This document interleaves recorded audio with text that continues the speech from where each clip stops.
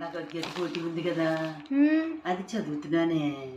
కొంచెం 17 అధ్యాయం నాకు ఎటు అది కాదు, ఇవాళ వెళ్ళిపోతానంటున్నారు. 2 రోజులు ఉండేది తిరిగాను వదినా. లేదే, వెళ్ళిపోతాను. ఇంక ఉండాలని లేదు. మా నాన్నని మా అమ్మని చూసేసాను కదా, వెళ్ళిపోతాను. సరే నీ ఇష్టం.